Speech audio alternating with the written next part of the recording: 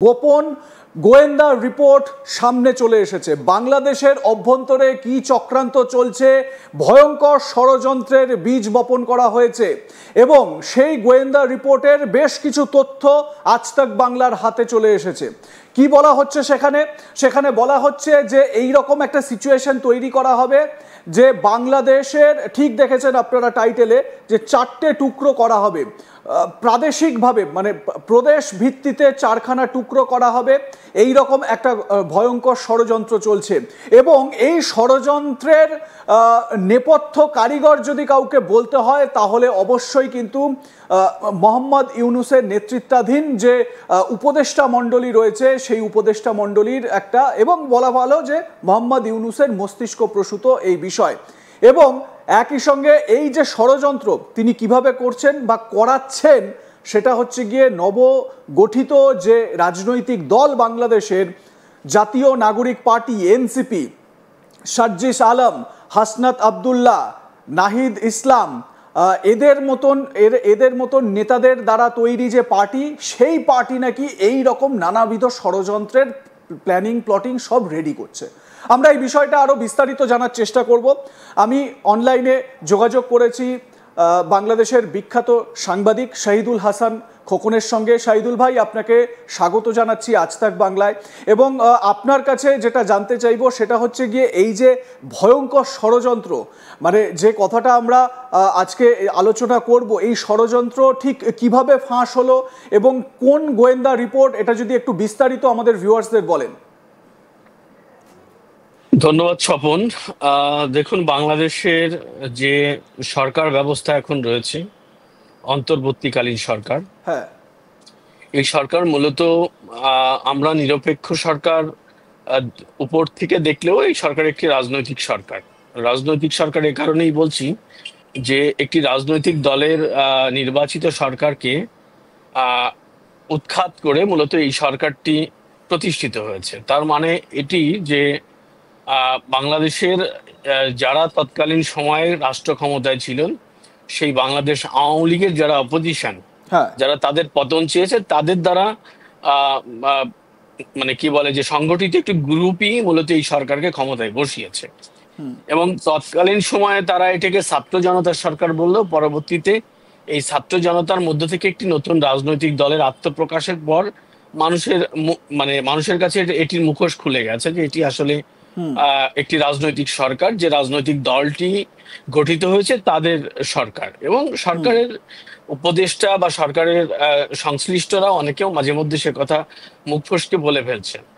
তো এই যে সরকারটি ডক্টর ইউনূসের সরকার, এই সরকারটি মূলত এখন পরিচালিত হচ্ছে এই নবগঠিত এনসিপি, স্বাধীনতা বিরোধী যে শক্তি জামাত ইসলাম এবং কিছু ছোটখাটো ইসলামিক রাজনৈতিক দলের সমন্বয়ে তারা পরিচালনা করছে এই রাষ্ট্র ব্যবস্থা, মানে এই সরকার ব্যবস্থাকে। এর সামনে মূলত পাপেট হিসেবে রয়েছে ডক্টর মোহাম্মদ ইউনূস। ডক্টর মোহাম্মদ ইউনূসের এই সরকারটি যা করছে, তারা মূলত তাদের মিশন এই এনসিপি কে, জামাতকে রাষ্ট্রীয় ক্ষমতায় আসীন রাখা এবং ডক্টর ইউনূস তাদের উপরে ভর করে তাদের কাঁধে পা রেখে মূলত রাষ্ট্র ক্ষমতায় আসীন হতে চান। এটি মূলত তার প্ল্যান। আমি ঠিক এই জায়গাতেই শাহিদুল ভাই আপনার কাছে একটু জানতে চাইবো, সেটা হচ্ছে আপনি বললেন না যে মোহাম্মদ ইউনূস পাপেট। আমরা অনেকদিন ধরেই এই আলোচনা করেছি এবং বিভিন্ন বিশ্লেষক, আপনার মতন সাংবাদিক অনেকেই বলছেন যে মোহাম্মদ ইউনূস পাপেটের কাজ করছেন। আমার ঠিক এই জায়গাতেই প্রশ্ন, ক্ষমতালোভী একজন মানুষ, এখনো পর্যন্ত তার যা চরিত্র আমরা দেখতে পাচ্ছি, মোহাম্মদ ইউনূস কি পাপেট হচ্ছেন নাকি নিজের স্বার্থের জন্য পাপেট সেজে তিনি এই যে এনসিপির দ্বারা জামাতকে লেলিয়ে দিয়ে তিনি নিজের স্বার্থ সিদ্ধি করছেন? দেখুন, আমি আগেও বলেছি যে এই ডক্টর মোহাম্মদ ইউনূস সে হচ্ছে ক্ষমতালোভী একটি মানুষ। সে ক্ষমতার জন্য সারা জীবন কাজ করেছে। সে বাংলাদেশ প্রেমী নয়। বাংলাদেশের কোনো সংকটে, বাংলাদেশের কোনো বিশেষ সময়ে এই ডক্টর মোহাম্মদ ইউনূস কোনো ভূমিকা রাখেনি। বাংলাদেশের কোনো সংকটে আমরা তাকে দেখতে পাইনি।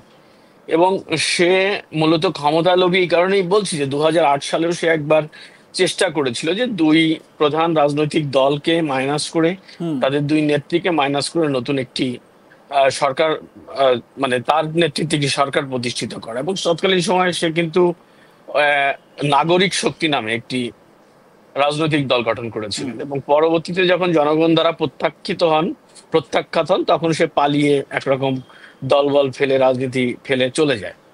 তো এই ডক্টর ইউনূস পাপেট হয়ে আছেন, সেটি ব্যাপারটি হলো যে সে আসলে সামনে আছেন, দেশ পরিচালনা করছেন আসলে সে না।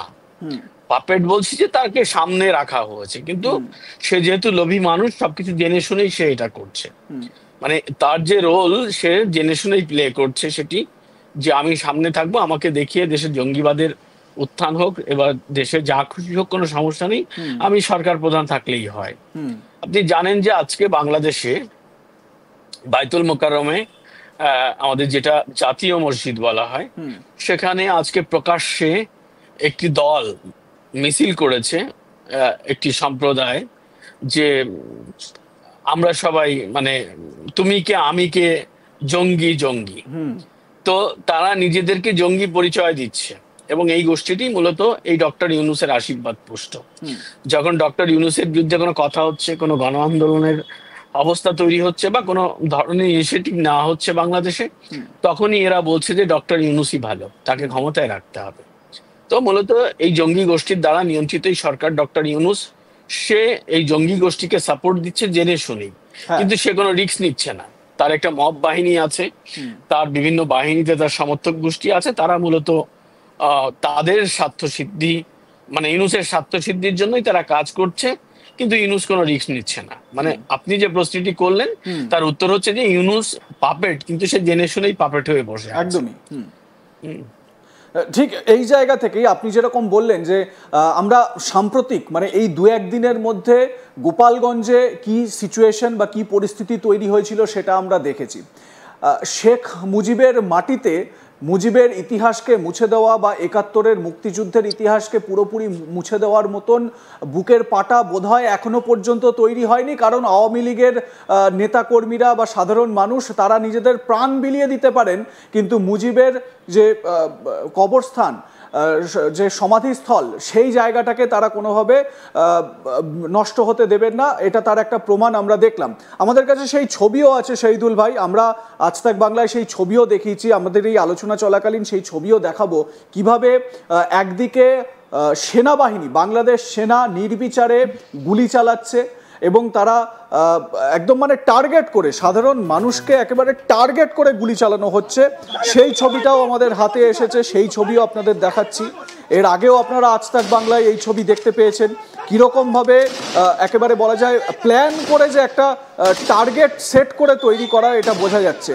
এই সেই ছবি।